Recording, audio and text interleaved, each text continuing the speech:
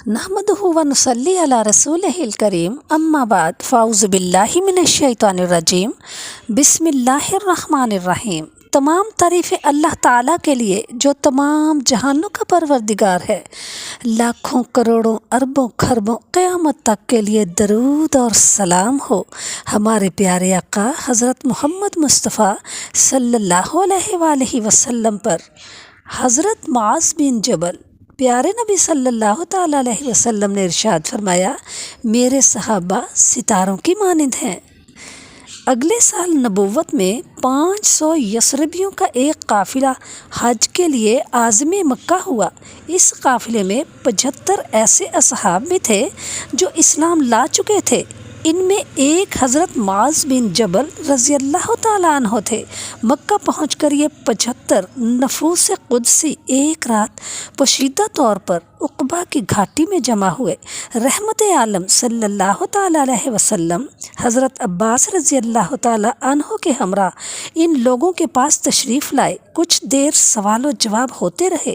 اس کے بعد یہ سب کے سب پیارے نبی کی بیعت سے مشرف ہوئے اور اس عہد کے ساتھ حضور صلی اللہ تعالیٰ علیہ وسلم کو یثرب تشریف لانے کی دعوت دی کہ وہ اپنی جانوں مالوں اور اولادوں کے ساتھ آپ کی حفاظت اور اعانت کریں گے۔ یہ ایک ایسا عہد تھا کہ جس کو نبھانا سارے عرب سے دشمنی مول لینے کے مترادف تھا، لیکن ان جان بازوں نے مکے کے در یتیم صلی اللہ علیہ وآلہ وسلم سے جو پیمانے وفا باندھا، مرتے دم تک اس کو اس شان سے نبھایا کہ آج تک تاریخ اسلام کے اوراق اس کی آب و تاب سے جگمگا رہے ہیں۔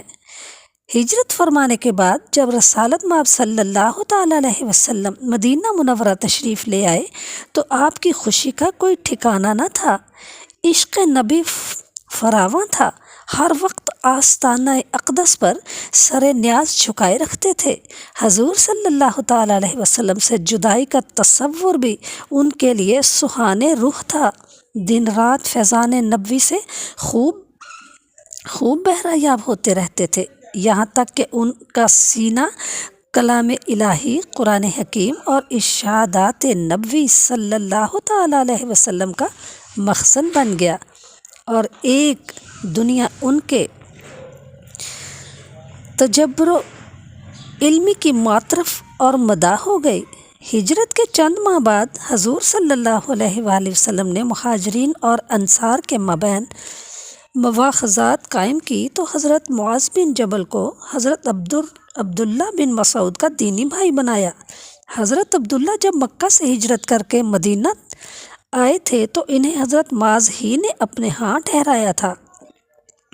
اللہ کی قدرت ان دونوں بھائیوں کو تفقہ فی الدین میں ایسا کمال حاصل ہوا کہ ایک امام الفقہا کے لقب سے مشہور ہوئے تو دوسرے فقیہ امت کے لقب سے۔ صحیح بخاری میں نبی پاک صلی اللہ علیہ وسلم نے نوجوان معاذ بن جبل کو بنو سلمہ کی مسجد کا امام مقرر فرما دیا تھا۔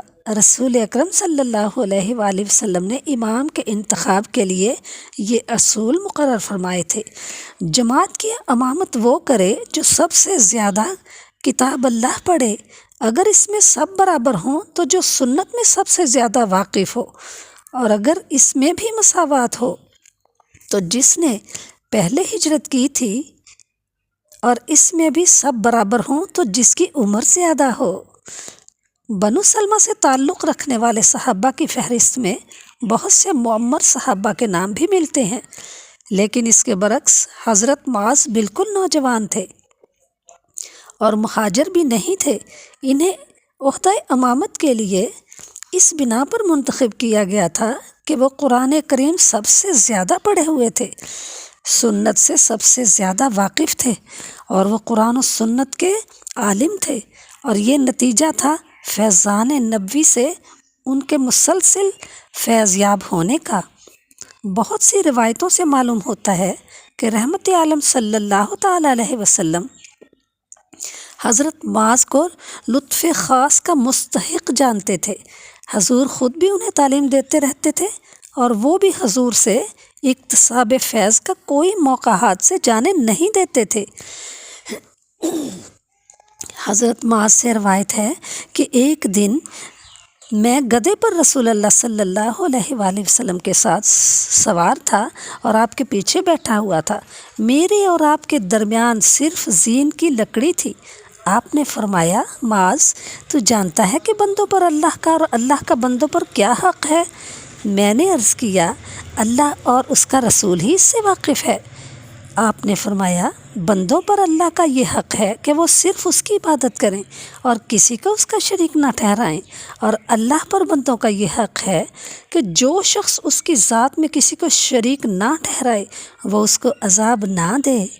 میں نے عرض کیا، یا رسول اللہ صلی اللہ علیہ وآلہ وسلم، کیا میں لوگوں کو یہ بشارت سنا دوں کہ وہ سن کر خوش ہو جائیں؟